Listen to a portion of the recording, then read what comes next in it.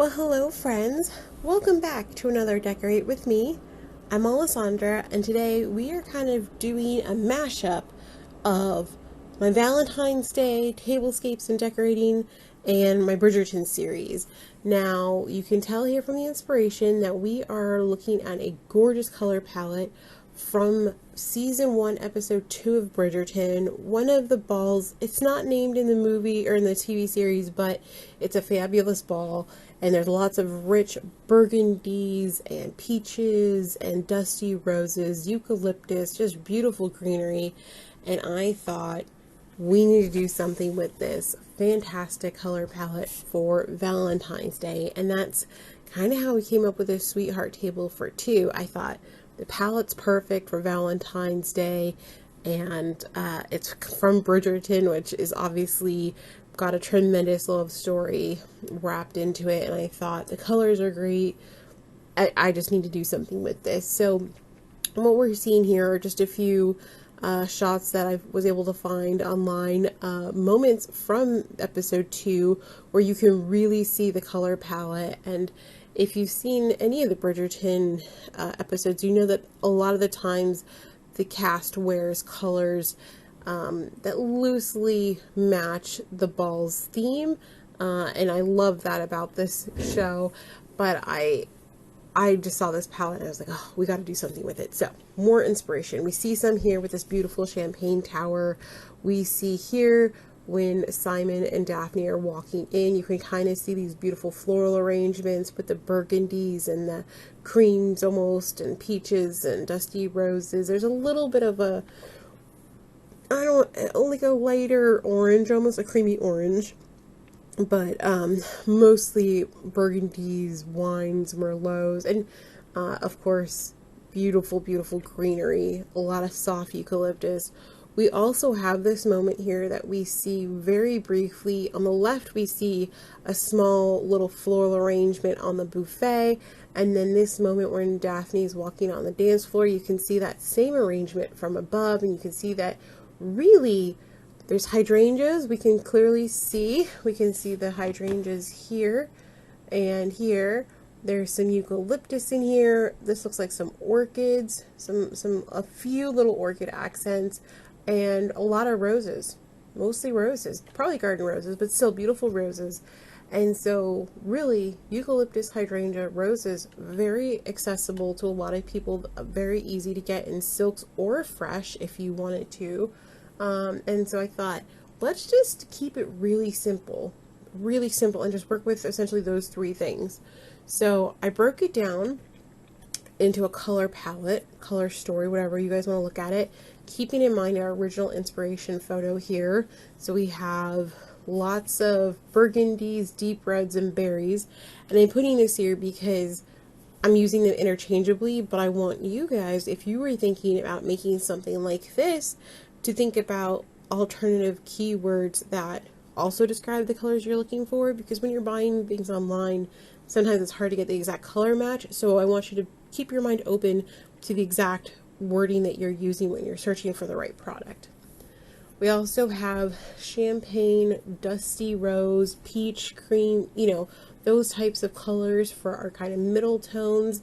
And then we have olive green or frosted green, depending on what angle you're at here, for our greenery.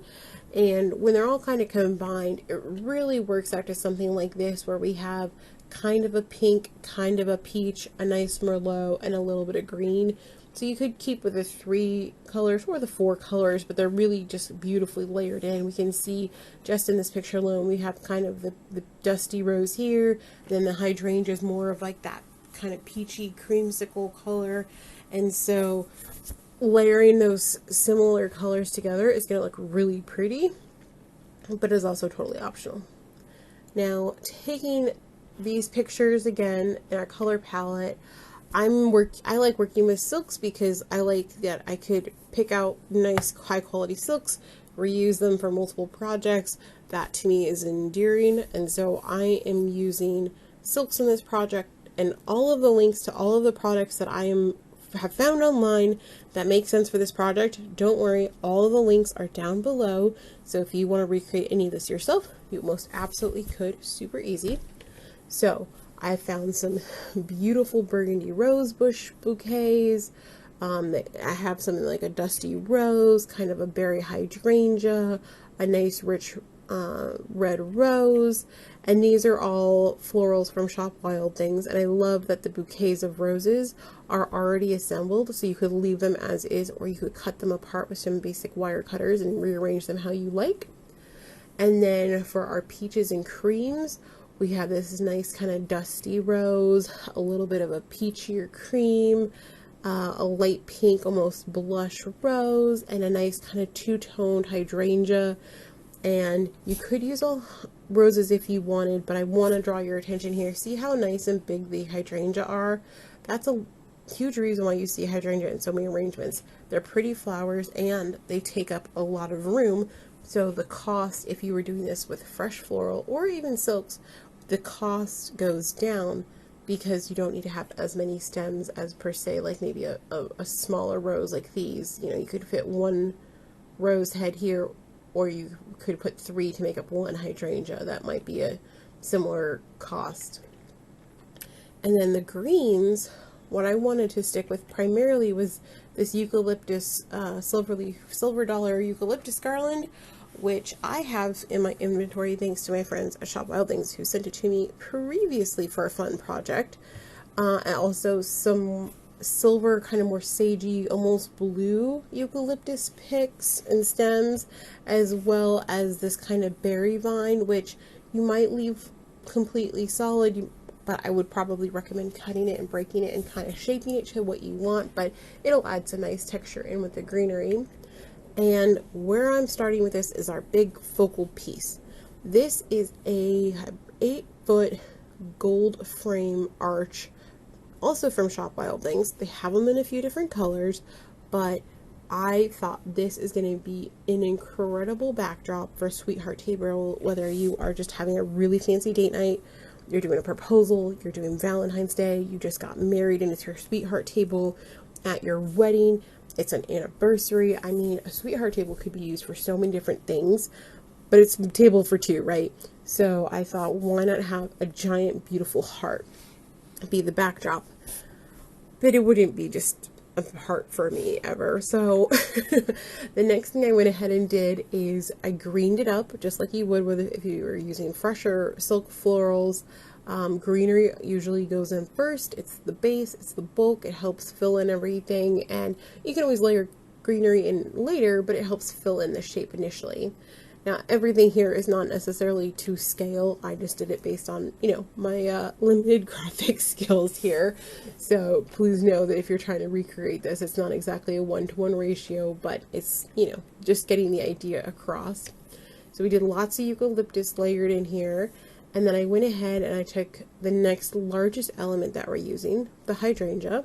And so you can see that here we put a few heads of hydrangea in the merlot, a few here in the peach, kind of two-tone, which I love. It adds dimension.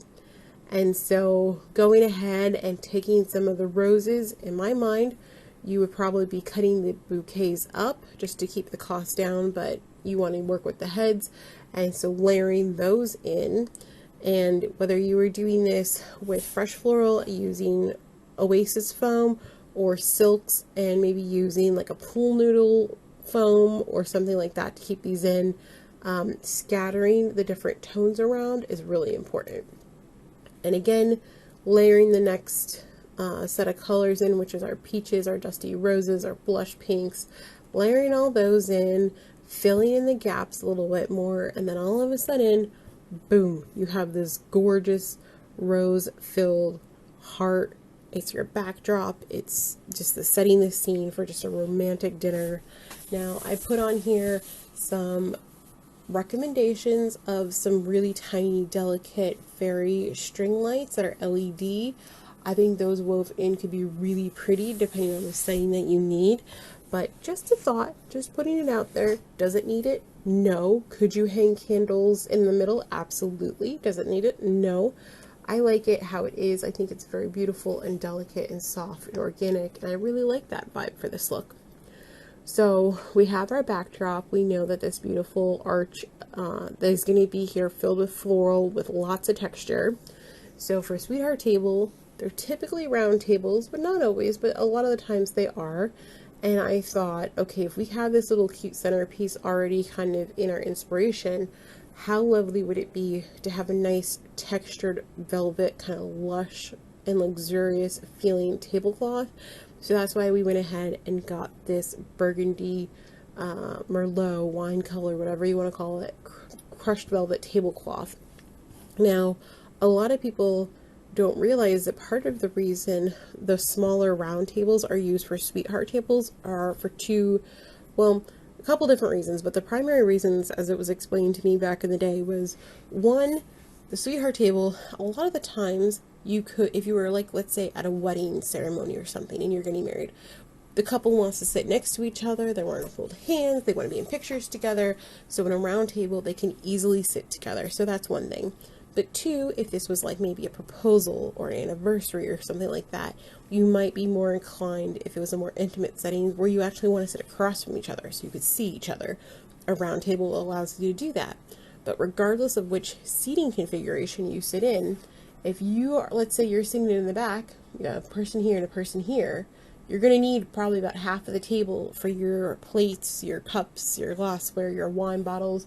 But you can still, with a round table, you'll still have just enough room over here where you could put a nice little arrangement, some candles, something pretty on the table, where if you just got a square table, you might be a little bit more limited with how much space you're going to have, especially the rectangle tables that are a little bit more narrow.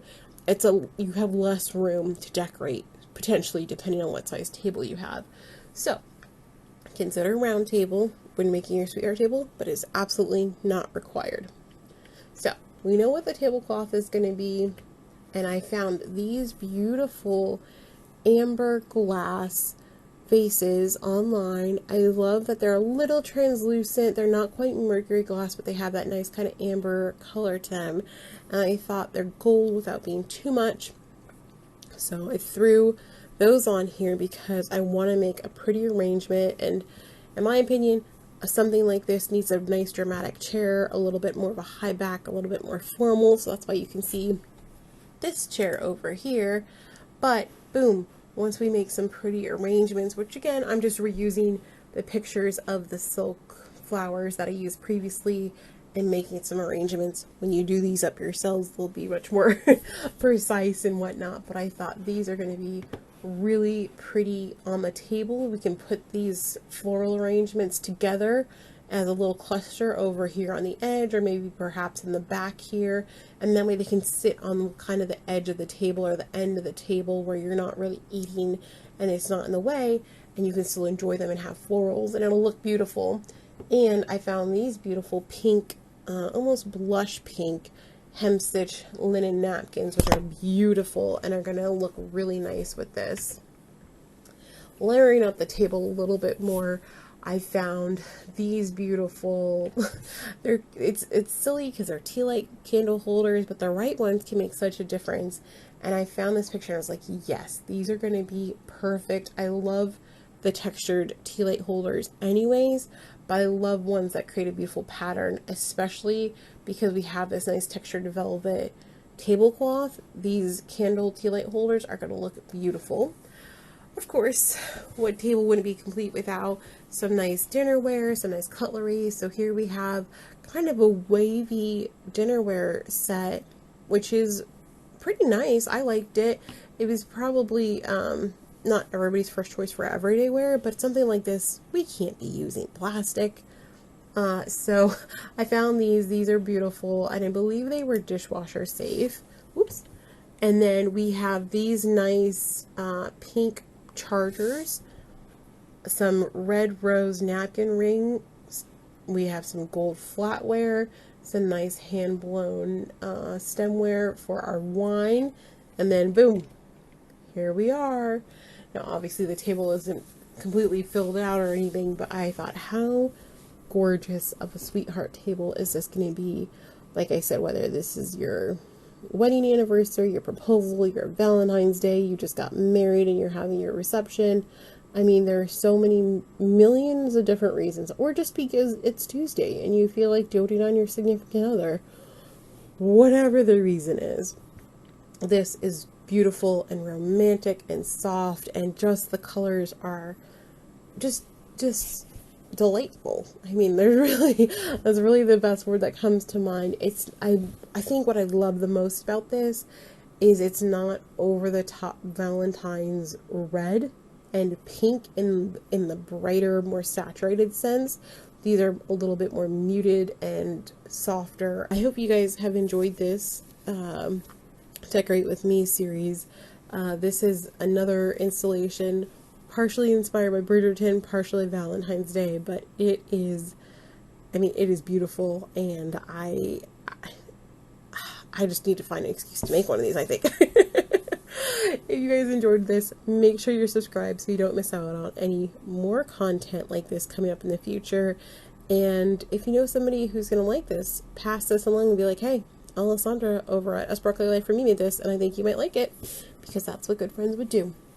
Alright friends, thanks for watching, and until next time, bye-bye.